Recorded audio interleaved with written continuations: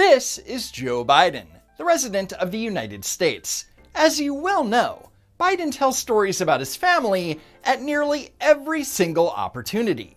But how much of it is real? Well, probably not a whole lot. My dad was a well-read guy. His greatest regret, he never went to college. My dad was a really fine man, and he was well-read. He never got to go to college. My dad was a well-read, high school educated guy whose great regret was he never got to go to school. My dad is a hard-working guy, a real gentleman, a decent man. He never got a college degree. He never got to go to college. It was a great regret he had. So Joe Biden claims that his father, Joseph R. Biden Sr., didn't get to go to college. But there's only one problem with this story. Joe Biden's father did in fact go to college. According to the 1940 census, under highest grade of school completed, Joseph Biden Sr. is marked C1, i.e. 1 year of college. Furthermore, in a 1941 article in the Scranton Tribune regarding his marriage to Catherine Finnegan, Joseph R. Biden Sr. attended the prestigious Johns Hopkins University. My dad was a well-read man whose greatest regret was he never got to go to college. No, Joe, your dad was a college dropout. And it appears that he left college to work alongside his father, who was an executive at the American Oil Company, because nepotism. Which means that the only thing stopping Joe Biden Sr. from finishing college was Joe Biden Sr.'s life choices. And speaking of Joe Biden's grandfather, my grandpop, who I never met, he died in the same hospital I was born in 2 weeks before I was born. No, liar. Joseph H. Biden passed away in a hospital in Baltimore, Maryland in September 1941. Joseph R. Biden Jr. was born November 1942, 1 year and 2 months later in a hospital in Scranton, Pennsylvania. And no, Biden is not referring to Grandpop Finnegan because he didn't pass away until 1957. And by the way, my grandpa Biden, who died very young, died in the hospital I was born in 6 days before I was born. So from a political perspective, what does Joe Biden think he's gaining by lying about when and where his grandfather died? It makes no sense. But in the cosmic scheme of things, that's small potatoes. Because as it turns out, Joe Biden Jr. lies about everything. Literally everything. You know, I remember, as I said, my family, I was born in Scranton, Pennsylvania. When Cole died when I was in third grade, we had to move. Look, folks, I come from Scranton, Pennsylvania, where I was raised. The reason I got to Delaware is Cole died. My dad was not in the coal mines, he was in sales, but the whole economy died. Joe Biden wants you to believe that he's from middle-class Scranton and that he was there since the day he was born until the town died and then he had to move to Delaware. However, you'll be shocked to learn that he's not telling you the entire story. First of all, Joe Biden Jr. was born in Scranton, but the Biden family was living in Baltimore, Maryland, where Joe Biden Sr. was working at Amoco. And according to the book Joe Biden, A Life of Trial and Redemption by Jules Whitcover, Joe Sr. and his cousin Bill Sheen Jr. became close friends, and Bill Sr. set the two young men up in the booming wartime family business, the Sheen Armor Company. And in an article by Adam Enthouse that appeared in The New Yorker, by August 1942, Joe Biden Sr.'s salary was $100 a week. By the way, adjusted for inflation, that's almost $1,900 a week. In Newton, Massachusetts, a suburb of Boston, they bought a Dutch colonial house, the grandest home they'd ever own. They also splurged on fur coats and fine china.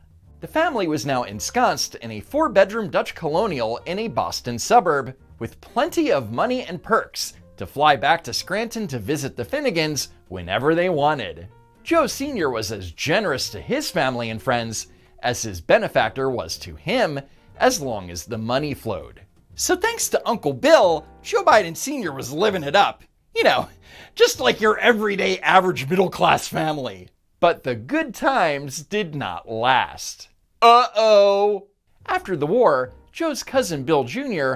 lost his bearings in high living, i.e., he was a notorious drunk, and Joe Sr. had to rely on his own devices. First, he planned with an old friend to open a furniture store until the friend absconded with much of the seed money. Oh, what a shame. Undeterred, he hitched up with Bill Jr. in a crop dusting enterprise over Long Island and upstate New York farm country, with the family moving from Boston to Garden City. But that venture failed too, with Bill Jr. running out on him. Jean, wary of warning her husband about him, decided to return to Scranton with Joey and Valerie in 1948. So apparently, the Biden household was so unstable that his wife felt the need to pack up the kids and run back to her parents' house in Scranton. And it turns out that Joe Biden Sr. may have been a philanderer. According to The New Yorker, documents link Biden Sr. to an excursion on his cousin's 39-foot yacht, which later became the subject of an insurance fraud case. During his deposition, Sheen Jr. was asked to confirm that Biden Sr. and 2 unmarried women were with him on the boat, and his lawyer advised him not to answer. 2 married men cruising around on a yacht with 2 single women? Nothing to see here, guys. A real gentleman, a decent man. Then to make matters worse, Bill Sr., who had helped to underwrite the crop dusting enterprise, bailed out. It was back to Scranton for Joe Sr. 9 do 9 Shopee Super Shopping Day. No dia 9 de setembro, aproveite. So within 2 years, and several failed business ventures, which included co-owning a failed airport, Joe Biden Sr. was broke and forced to move back to Scranton and stay with his wife's parents. Oof. Look, folks, I come from Scranton, Pennsylvania, where I was raised. The reason I got to Delaware is coal died. My dad was not in the coal mines, he was in sales, but the whole economy died. When coal died in Scranton, there weren't any jobs. When we moved from Scranton, when coal died in Scranton, everything died in Scranton. So did the whole economy die in Scranton? Not according to the New York Times. Though Scranton was sharing in the post-war economic boom, Joe Sr. had trouble finding steady work, and nothing had measured up to his previous success. For a time, he commuted to Wilmington to clean boilers for a heating and cooling company. In 1953, he moved the family there. So Joe Biden wants you to believe that it's Scranton's fault that his dad couldn't find work, and that it's Scranton's fault that his family had to move, because, Scranton died. But consider that the only reasons the Bidens lived in Scranton in the first place was because his dad, Joe Biden Sr., was a failure who was forced to move in with his in-laws. And maybe had he saved his money instead of, improperly investing it and throwing it all away on fur coats and fast cars and frivolous trips back and forth to Scranton. It's his own fault that he was back in Scranton in the first place. Plus, the Biden family was living rent-free at the Finnegan household for 5 years. Anyway, in 1953, the Biden family moved to Claymont, Delaware, and lived in an apartment building for 1 year that was similar to what this is. But then, 1 year later, they moved into this house in Arden, and then a year later, this house in Mayfield. I grew up in a neighborhood called Claymont, Delaware, when we moved from Scranton when coal died. Again, he only lived there for 1 year. He didn't grow up there. But Claymont, Delaware is part of the Biden mythos, so he's not going to start telling the truth now. But I was raised with a middle-class family. We weren't poor. We lived in a 3-bedroom house with 4 kids and a grandpop, a split-level home, and... Whoa! His grandfather lived with the Bidens in Delaware. Really? Now, the princess, my sister, had her own bedroom, as she should have. But the 3 boys, there were 2 sets of bunks in the other room. So if you're keeping track, there were 3 bedrooms. One was Joe's sister's room, one was the boys' room, and one was the parents' room. Then where did Biden's grandpop stay? In the attic? Was he in the 4th bed in the boys' room? Nope, because according to his obituary, When Grandpop Finnegan died in 1957, he resided at 2446 North Washington Avenue in Scranton, Pennsylvania. He was not living in Delaware. And why would he? He had his own house. Had 4 kids and a grandpop living with us.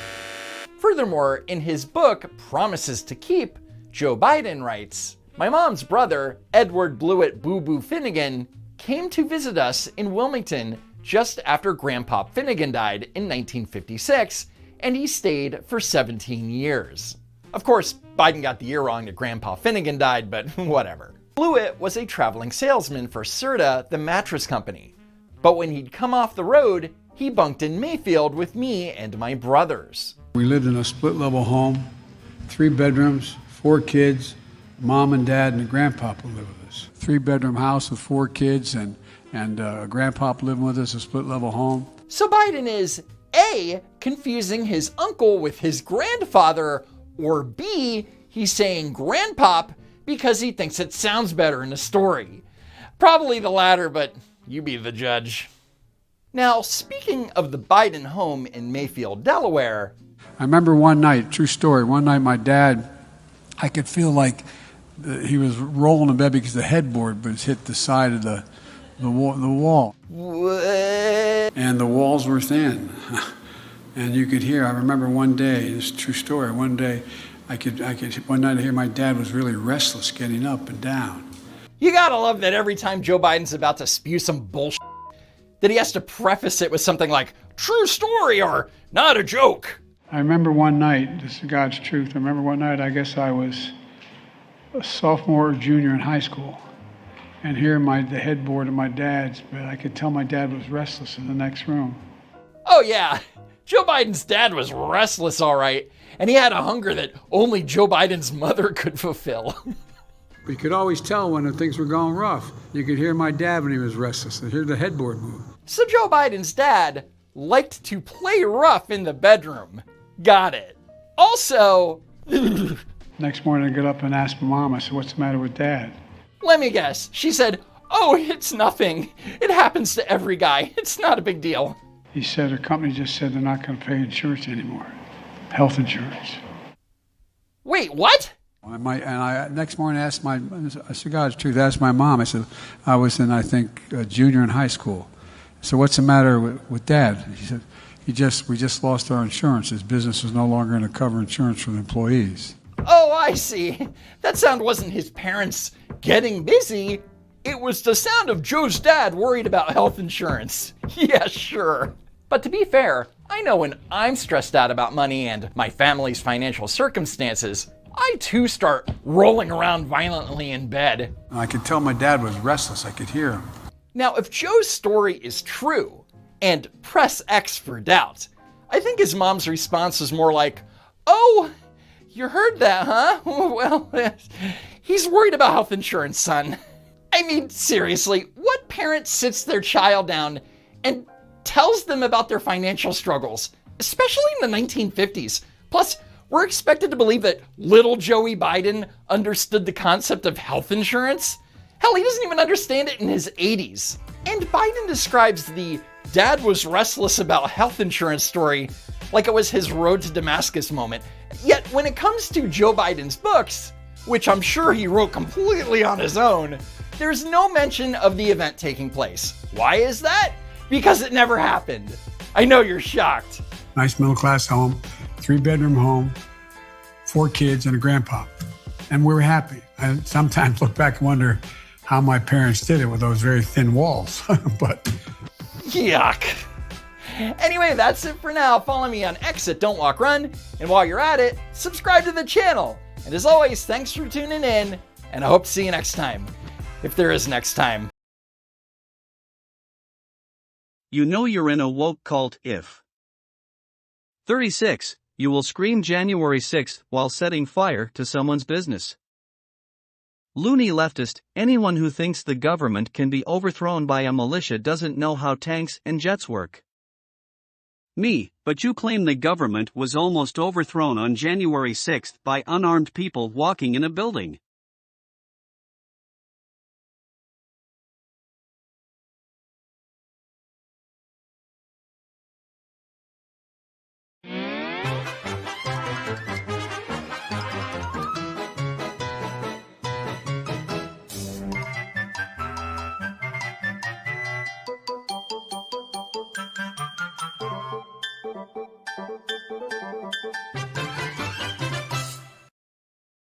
United Nations. In his first speech to the United Nations General Assembly, Trump told the global body in September, "I put America first and you should do the same with your nations."